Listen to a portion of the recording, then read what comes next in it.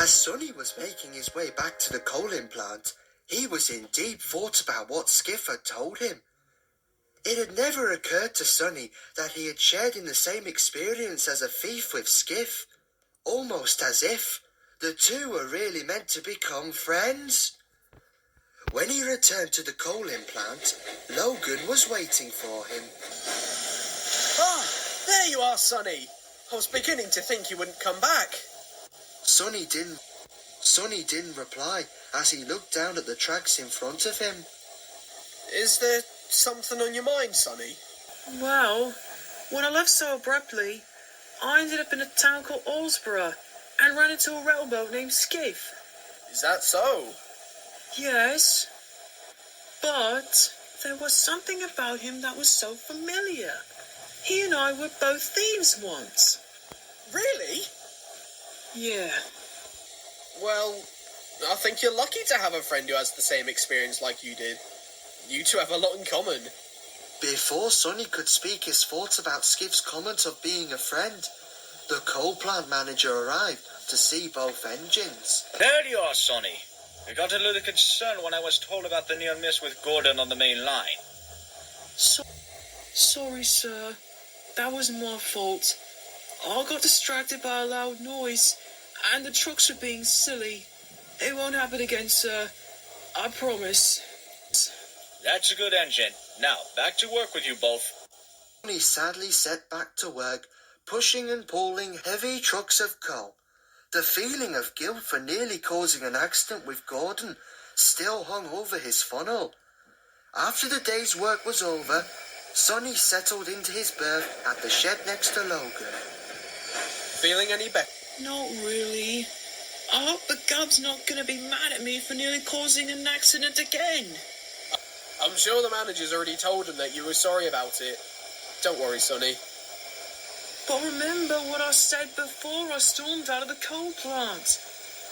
I'm still having trouble convincing Gordon that I'm a changed engine. What's the point anymore? After that near miss I nearly caused, now he'll never trust me. I'm about to give up hope on changing his mind. Sonny started to cry bitter tears as Logan looked on. He wished there was something he could say to make Sonny feel better. Well, did this Skiff say anything to help you? Friend, after all, and friends. I don't want to call him a friend just yet, Logan. He's more of an acquaintance. I'm sorry, but I can't trust someone yet to be my friend unless they really mean it. But what about Thomas? Or me? Yes, you and Thomas are all right. But the last time I made a friend, his friendship has been a lie to get me to do his jobs instead of caring about me. Logan wished he knew what to say to comfort Sonny, but he never felt the feeling Sonny was having. The two fell silent for the rest of the evening and soon fell asleep. Baz, Bernie, Diesel and Gordon were dragged behind Sonny like heavy weights, pulled on thick chains. The little engine tried getting free of the chains of his fears, sadness and anger, but his strength was gone. The shadows cackled and said unkind remarks.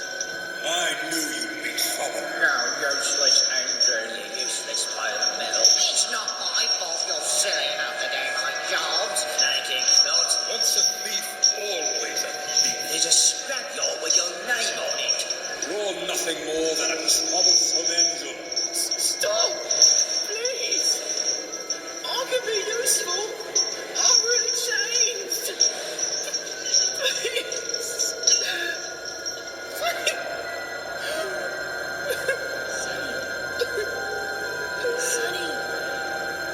Sonny!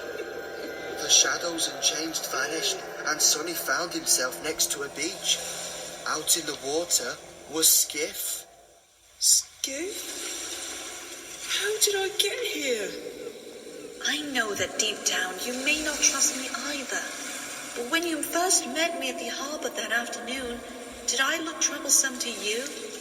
No, but that's not the only reason I'm feeling this way.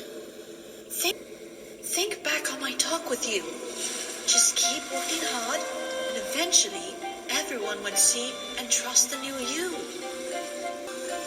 But I have been working hard at the coaling plant. Is that enough? True, but maybe you show your strength and trust to others in a different view. What does that mean? Before Skiff could reply, Sonny's dream was interrupted by a voice. Everything disappeared as Sonny slowly awoke. Sonny!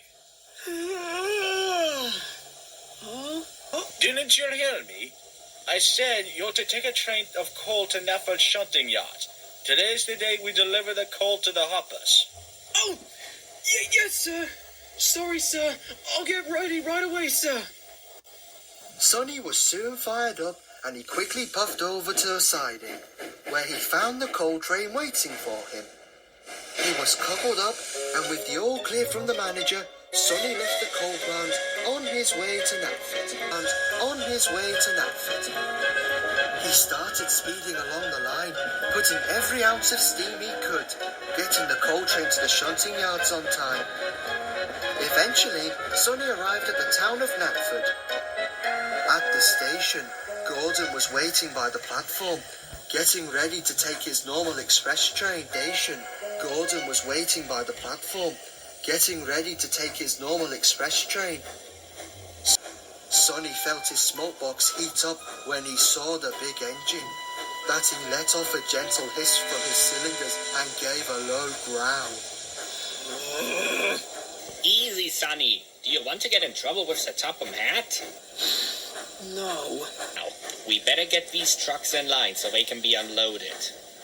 Gordon looked over and saw Sonny slowly backing his train of coal trucks into a siding. He still felt very angry towards the little well tank for nearly causing an accident with his express. I hope he gets sent away soon. I hope that Sir Topham Hatt was notified about that near miss with my express. Just then, the guard blew his whistle and Gordon left in a huff as Sonny had finished delivering the coal trucks. As he watched Gordon's express train disappear out of the station, Sonny could hear Skiff's words from his dream circling in his funnel.